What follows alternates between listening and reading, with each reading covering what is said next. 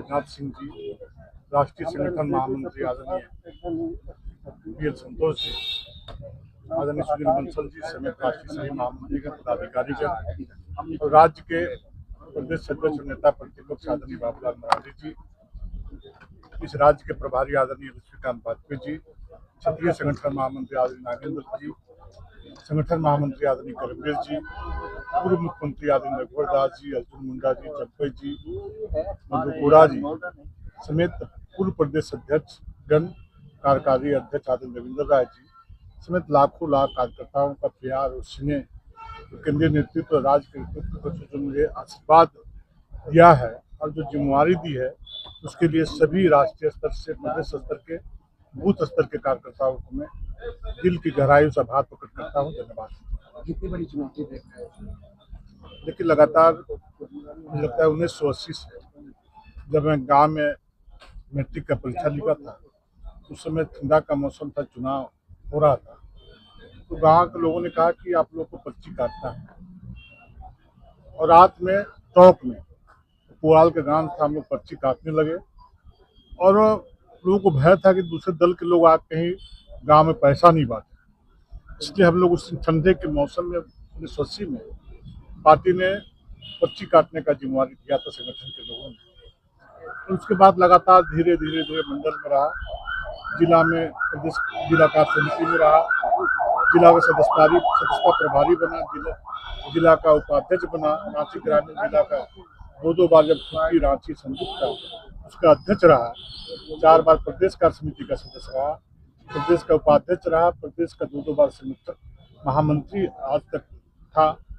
और इन सारी जिम्मेवारियों को मैं भगवान से, अपने माता पिता से, पूर्वजों से ये आशीर्वाद मांग करके कि भगवान जो इतना बड़ा संगठन दुनिया का है, देश का है, तो इस संगठन ने मुझे जिम्मेवारी दी है, मैं इसका निर्वाह ईमानदारी पूर्वक करूँ और काम के दौरान किसी प्रकार कोई कलंक न लगे, बदनामी न हो और जो मेरा ध्येय है उसमें कहीं कोई खोट न पहुंचे।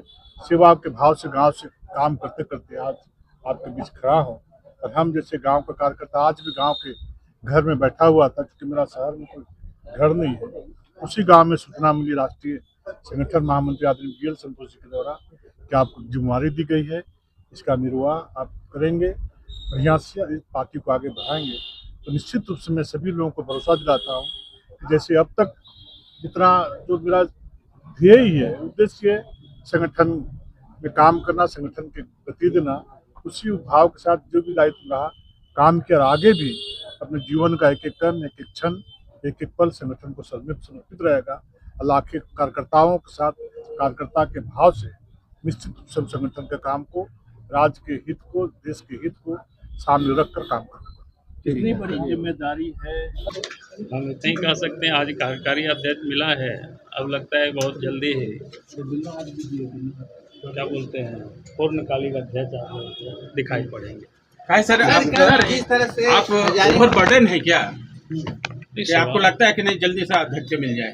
अभी स्वाभाविक है, अध्यक्ष तो चाहता है कि हम कंटिन्यू बने रहें। अभी स्वाभाविक है, जब हमारे पास विधायक दल के नेता का दायित्व, ये अपने आप में बहुत बड़ी जिम्मेदारी है। सर, आपके राष्ट्रीय अध्यक्ष इतने लंबे समय से चले आ रहे हैं, मंत्री हैं, तो वहाँ भी होगा, नया समय आ रहा है, काहे चिंता कर रहे हो? पार्टी अपना प्रोसेस में विचार मंथन करती है, फिर काम करती है। आदित्य साहू जी से क्या अपेक्षा रख रहे हैं आप पार्टी के? बिल्कुल संगठन और मजबूत होगा और आगे बढ़ेगा।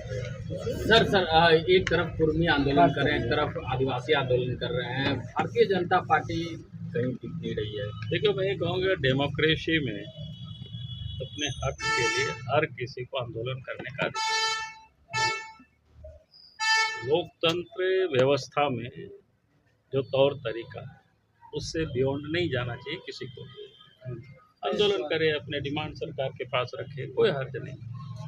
लेकिन आदिवासी संगठन तो विरोध कर रहे हैं कुर्मी समाज की। वो मैंने क्या कहा कि विरोध करना या सपोर्ट करना, ये लोकतंत्र में एक स्वाभाविक प्रक्रिया। लोग आंदोलन करते हैं, अपने डिमांड रखते हैं, तो बीजेपी का कुछ स्टैंड भी तो होना चाहिए सर, हम सपोर्ट में है या नहीं है, क्योंकि यहाँ खतरे का एहसास हो रहा है। देखिए, पहली बात मैं कहूँगा कि भाई बीजेपी हर हमेशा ये मानती है कि संविधान में एक प्रक्रिया बनी थी, किस जाति को किस कैटेगरी में रखना, तो उस प्रक्रिया के तहत सतत ये काम चलते रहता है। इसलिए आप देखे होंगे कोई भी जाति को एक साथ ना जोड़ा गया है ना एक साथ हटाया गया है, कालांतर में सब चलते रहता है। तो इसीलिए सरकार के पास ये सारी जिम्मेवारी रहती है, वो समय समय पर उसको देखते रहती है कहाँ क्या डिमांड आया, किसको किस प्रकार से करना। जो हमने कहा कि जो एक प्रक्रिया है उस प्रक्रिया का ही फॉलो सब लोग करते हैं, कोई भी केंद्र सरकार हो, क्योंकि डिमांड आज की नहीं है, डिमांड पहले से चल रहा है। अभी आपने सड़क पर देख रहे होंगे आंदोलन कर रहे हैं, तो हमने कहा कि भाई आंदोलन कोई किसी का कोई विरोध नहीं करता है आंदोलन का, लेकिन आंदोलन शांतिपूर्ण ढंग से लोकतांत्रिक प्रक्रिया के तहत ही होनी चाहिए। बस ये सर हजारीबाग में जो घटना घटी है, आपके पुत्रवधू और अरे यार जो भी घटना हुई है हम देखेंगे क्या घटना है उसको, ठीक है।